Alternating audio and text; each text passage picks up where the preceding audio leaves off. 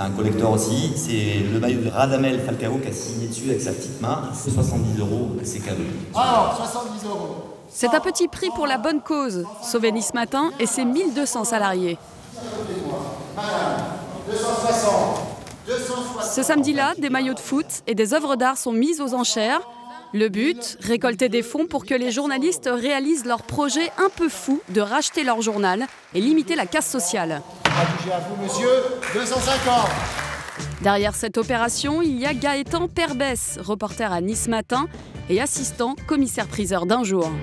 C'est tendu, il y a beaucoup de stress, mais bon, ça va, les lots ça avance. Là, il y a une très belle vente qui vient de se faire, là, le Venet à 32 000 €, c'était un peu inespéré.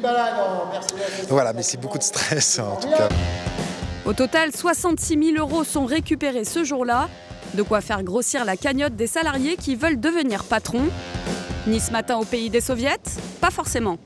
Il n'y aura pas de grande assemblée où chacun aura droit de parole et tout ça.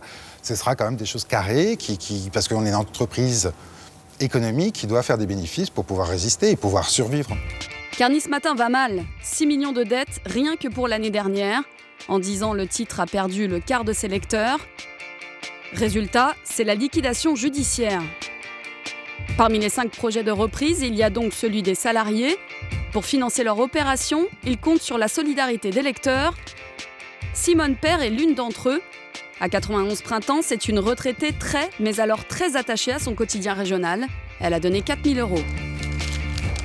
Ce journal, s'il n'existe plus, là, les gens se rendront compte de ce qu'ils ont perdu. Ils ne se rendent pas compte que si on n'a plus ce journal, ça sera vraiment un vide total. Il ne faut pas détruire ça, mais il ne faut pas. Pour moi, j'en aurais gros sur le cœur et il y en a plus d'un qui aurait gros sur le cœur. Ce journal, pour se le payer, les salariés doivent en tout trouver 20 millions €. Et c'est en partie grâce au net qu'ils comptent arriver à leur fin. Damien Allemand, journaliste web, est à la manœuvre. Son idée, faire de Nice Matin le premier quotidien de l'histoire, financé par le crowdfunding, la levée de fonds participative sur le web. Sur ce site, les lecteurs peuvent ainsi donner de l'argent en quelques clics. On en est à quasiment 315 000 €. Un pari qui paie, le numérique au chevet de la presse papier. On n'a pas que des dons de Nice ou du Var ou d'ailleurs dans les Alpes-Maritimes, on a des dons qui viennent de partout. Tout à l'heure, on a rentré de Lanster, je ne sais même pas où c'est. On a des dons de Toulouse, de Lyon, du Canada. Donc Internet, déjà, ça a cassé toutes les frontières et tout le monde a pu s'intéresser un petit peu à ce qui nous arrivait. Et pour atteindre les 20 millions €, les journalistes ont trouvé un allié surprenant. Bernard Tapie, le patron du journal La Provence. L'homme d'affaires propose de mettre 8 millions € sur la table en prenant 35% des parts de Nice Matin. Il serait minoritaire, les salariés gardant la main. Nanar, au secours des journalistes, il n'y a pas comme un truc qui cloche là? On peut le dire. On peut le dire. C'est le seul qui est venu taper, grignoter à notre porte pour nous dire qu'est-ce que vous allez faire. Et peut-être que ça m'intéresse. Voilà. Alors c'est sûr que moi j'aurais préféré sans doute, je sais pas moi, Lazareff ou patron du New York Times pour venir nous épauler. Mais ils sont pas venus ceux-là. Les gentils, les non sulfureux, ils sont pas venus. On a Nanar.